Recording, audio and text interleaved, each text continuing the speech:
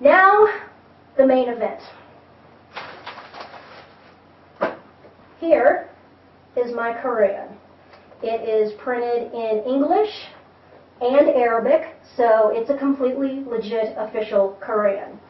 I have bookmarked several passages, and the passages I've bookmarked with bacon, because raw bacon makes the best Quranic bookmark. I'm just going to go through these in order from front to back and read them off, and then once I've read them off, I will tear the page out of the Qur'an, put it in my fire bowl, and ignite it here. First one, you might want to jot these down. Surah 2, verse 191. And fight the infidels wherever you find them, and expel them from the place they had turned you out from. Evil, evil, garbage. In it goes, and up in flames. Go back to hell where you came from. And I'll discard my bacon bookmark here. Next up, Surah 2, verse 193. Fight them till idolatry comes to an end and the law of Allah prevails. Evil. Pulling that out. Garbage. On fire. Burn, baby, burn. Next up, pull my bacon bookmark out. Oh, the smell is divine, by the way. All right, we are in Surah 4, verse 24. Also forbidden are married women unless they are captives of war. Such is the decree of Allah. What this is talking about is who a man can or cannot have sex with. So what this is doing is it is ratifying the rape of women captured in jihad. Let me read it again. This is Surah 4:24. Also forbidden are married women unless they are captives of war. Such is the decree of Allah. Well, Allah is an evil son of a bitch, so he can go to hell. Next up is also within 4:24. Then give those of these women you have enjoyed the agreed dower. It will not be sinful if you agree to something else by mutual consent after having settled the dowry. Allah is certainly all-knowing and all-wise. What this verse is doing is it's ratifying prostitution. If a man pays a woman a dower or a dowry, a certain quantity of money, he can have sex with her without obligation. And certainly Allah is all-knowing and all-wise because Allah is an evil son of a bitch. All right, next, on to Surah 4:34.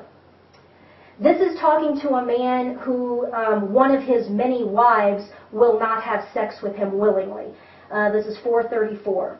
As for women you feel are averse, talk to them persuasively. Then leave them alone in bed without molesting them.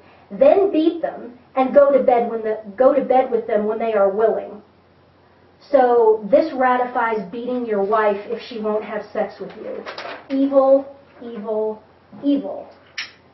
And we'll burn this, because that has no place in a civilized society. Next up, let's go to, this is Surah 5:33. The punishment for those who wage war against Allah and His Prophet, who is Muhammad, and perpetrate disorders in the land is to kill or crucify them and have a hand on one side and a foot on the other cut off. Evil. Burn, burn, burn. Okay, pull my bookmark out.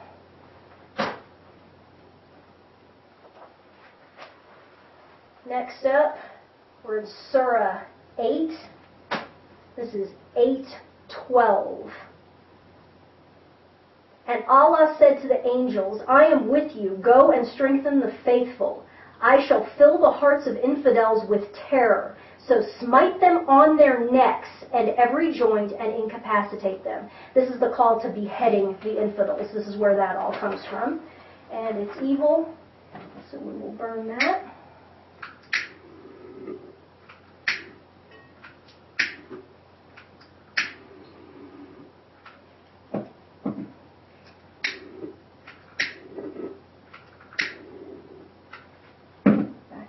you came from. And let's see, what do we have here next? We have Surah 9. Surah 9, verse 5. This is the big one. But when these months prohibited for fighting are over, slay the idolaters wherever you find them, and take them captive or besiege them, and lie in wait for them at every likely place. Next up, still in wonderful Surah 9, verse 29. Fight those people of the book who do not believe. By the way, Judeo-Christians, that's us, people of the book.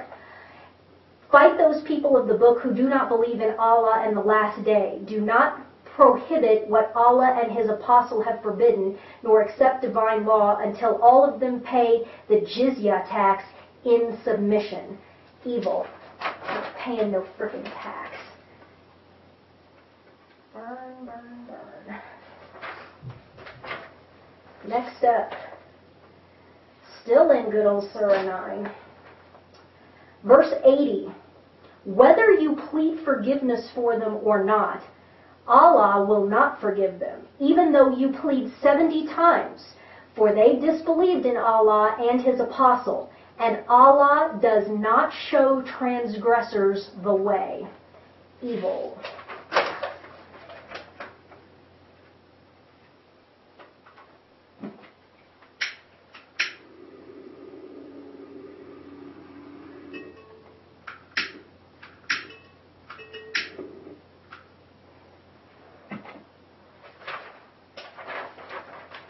Next up, we're still in Surah 9, verse 123. O believers, murder the unbelievers around you, and let them find harshness in you. Really. Yeah, go to hell. There you go.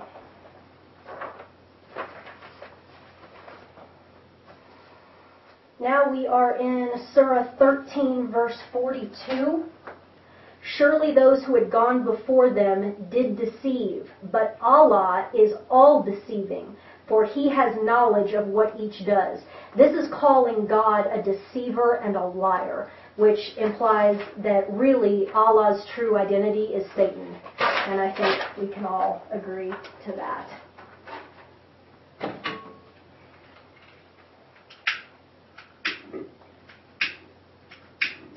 Go back to hell, Allah, from whence you came.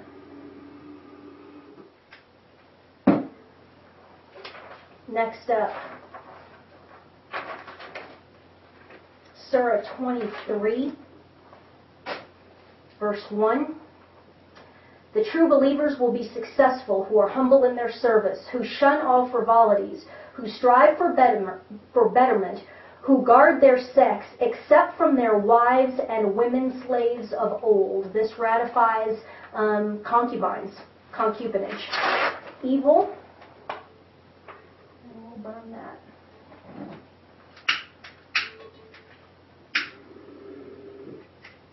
There we go. Next up, Surah 47, verse 4. So when you clash with the unbelievers, smite their necks until you overpower them, then hold them in bondage. Yeah, I'd like to see you try.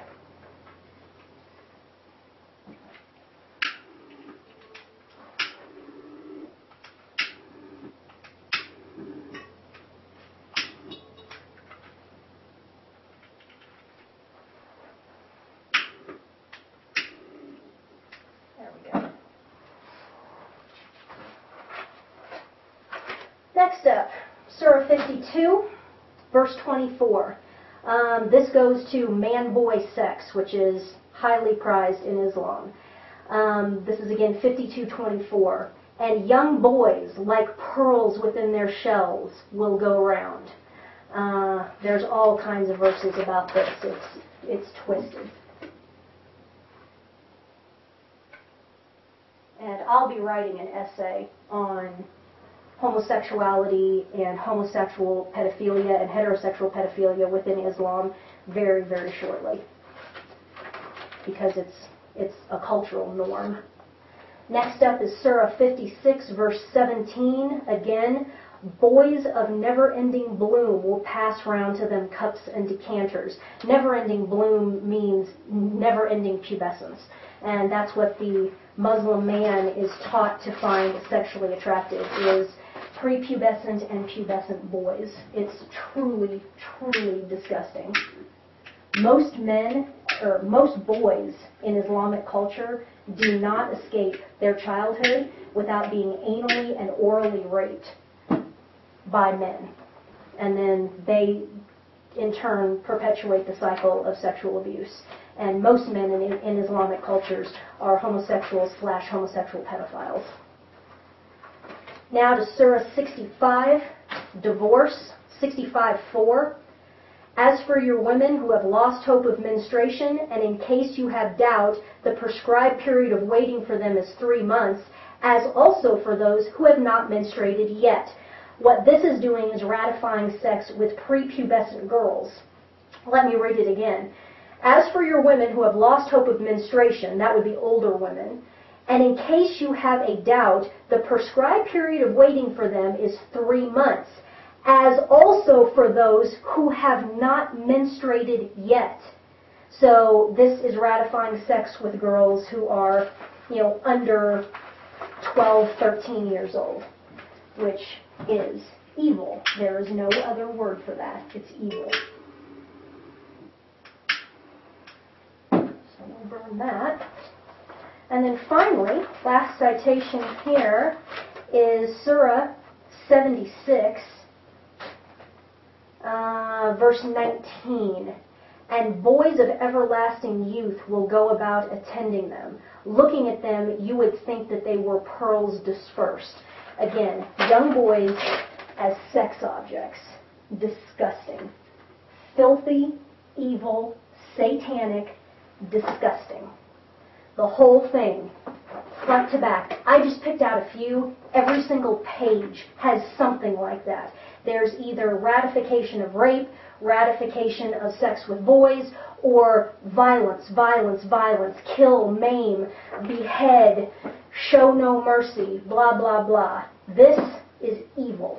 Evil, evil garbage. And it will be a cold day in hell before I bow down to this crap. I would encourage all of you out there watching who share my feelings to do something similar, because we have to make a stand right here and right now. We can't wait around 20 years. We can't wait a generation for our kids to fight this war for us. This war is on us right here and right now. Either we make our stand right here or it's over. Burn a Qur'an. Put it on YouTube. Show the world that we are not going to back down. Backing down is not what Christianity is about. There's a reason why the church on earth is called the church militant. Okay? You can come after me if you want, boys. You come after me. That's fine. I have no problem laying down my life for my fellow Americans, for my fellow human beings, and for the church. I have no problem with that. Come and get it. But I'm not going to lay down. That is not what Christ commands. There are times when we have to fight. We fight evil. We fight the evil in the world, and this crap is evil. My name is Barnhardt. I'm at 9175 Cornbreast Circle, 80124 in Lone Tree, Colorado. Anybody who wants a piece of me is more than welcome to come and get it. That goes for Lindsey Graham, anyone in the government who thinks that this is a crime, or any Muslims who would like to come and get a piece of me. I've had enough of this crap. I'm not going to bow. I am not going to submit to Islam, ever. Ever.